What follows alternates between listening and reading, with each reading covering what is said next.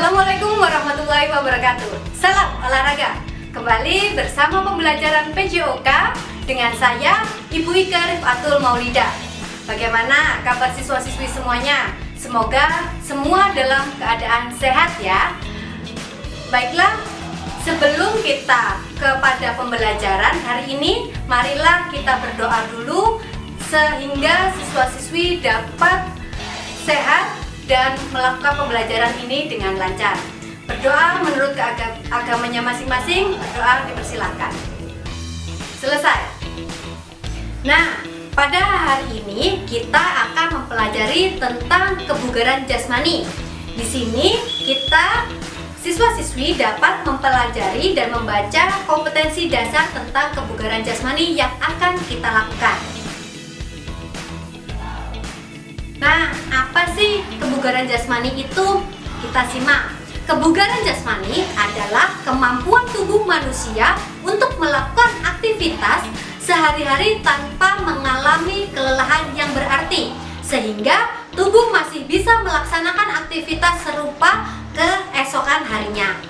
Dari sini kalian perlu diingat, jadi tubuh sehat belum tentu bugar. Namun, jika memiliki tubuh yang bugar, maka di dalam tubuh kalian adalah tubuh yang sehat. Terdapat komponen-komponen kebugaran jasmani yang perlu kalian ketahui. 1. Kekuatan. Kekuatan adalah kemampuan dalam mempergunakan otot untuk menerima beban sewaktu bekerja. Di sini, siswa-siswi dapat membaca contoh-contoh untuk latihan kekuatan. Yang kedua, daya tahan atau endurance. Daya tahan adalah kemampuan seseorang dalam mempergunakan sistem jantung, paru-paru, peredaran darah secara efektif dan efisien untuk menjalankan kerja secara terus-menerus. Nah, tetap di sini siswa-siswi dapat membacanya contoh-contoh apa sih yang dapat dilakukan untuk melatih daya tahan. Selanjutnya, daya otot atau muscular power. Daya otot adalah kemampuan seseorang dalam mempergunakan kekuatan maksimum yang dikerahkan dalam waktu sependek-pendeknya. Selanjutnya, pada kecepatan atau speed, kecepatan merupakan kemampuan seseorang untuk mengerjakan gerakan berkesinambungan dalam bentuk yang sama dengan waktu sesingkat-singkatnya. Siswa-siswi dapat membacanya bentuk-bentuk latihan untuk melatih kecepatan. Yang kelima, daya lentur atau fleksibel. Daya lentur adalah efektivitas seseorang dalam menyesuaikan diri untuk segala aktivitas dengan penguluran tubuh yang luas. Yang keenam, kelincahan agility. Kelincahan adalah kemampuan seseorang merubah posisi di area tertentu dengan cepat dan tepat, seperti dari depan ke belakang, dari kiri ke kanan, atau dari samping ke depan. Yang ketujuh, koordinasi. Koordinasi adalah kemampuan seseorang dalam mengintegrasikan berbagai gerakan yang berbeda ke dalam pola gerakan tunggal secara efektif. Selanjutnya, keseimbangan atau balance. Keseimbangan merupakan kemampuan seseorang mengendalikan organ-organ saraf, otot sehingga dapat mengendalikan gerakan-gerakan dengan baik dan benar. Selanjutnya, ketepatan atau akurasi. Ketepatan adalah kemampuan seseorang untuk mengendalikan gerak-gerak bebas terhadap suatu sasaran. Selanjutnya, reaksi. Reaksi adalah kemampuan seseorang untuk segera bertindak secepatnya dalam menanggapi rangsangan yang ditimbulkan lewat indera. Nah, itu adalah 10 dari komponen kebugaran jasmani. Untuk materi ini kita hanya mempelajari 2 dari komponen itu, yaitu 1 komponen kecepatan, yang kedua komponen kelincahan. Yuk kita simak. Nah, kita masuk dalam bentuk latihan macam-macam untuk melatih kelincahan tubuh. Di sini siswa-siswi dapat membaca slide-nya apa saja yang dapat digunakan untuk melatih kelincahan tubuh. Nanti kita akan memilih 1 cara untuk melatih kelincahan tubuh. Nah, kita sampai pada cara mengukur kecepatan tubuh.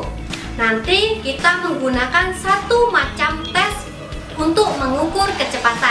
yaitu menggunakan tes lari 50 meter. Di sini siswa-siswi dapat mempelajari tata cara dalam pengukuran tes kecepatan. Setelah tadi siswa-siswi mempelajari cara pengukuran kecepatan, sekarang mari kita belajar tentang cara mengukur kelincahan dalam tubuh. Kita menggunakan satu tes saja, yaitu shuttle run atau lari bolak-balik.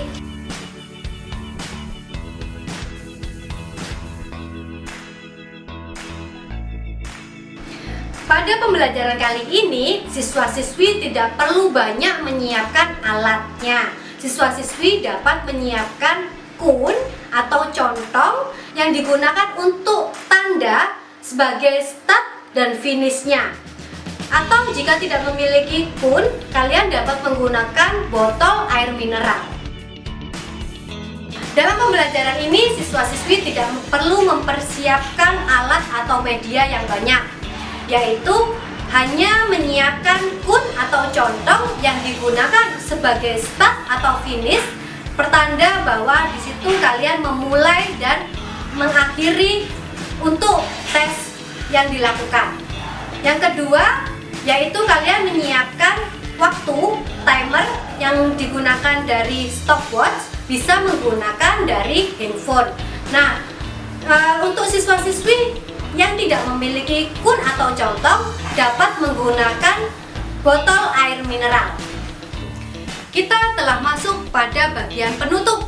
Bagaimana tadi siswa-siswi dalam melaksanakan aktivitasnya? Semoga kalian dapat mempelajari slide-slide yang Ibu tampilkan tadi dengan baik. Dan jika ada pertanyaan-pertanyaan atau masih merasa janggal dengan kalimat-kalimat yang sudah disampaikan oleh Bu Ike, bisa ditanyakan melalui WA group kepada Bu Ike ya. Selanjutnya, kalian jangan lupa untuk melakukan aktivitas yang telah dicontohkan Bu Ike.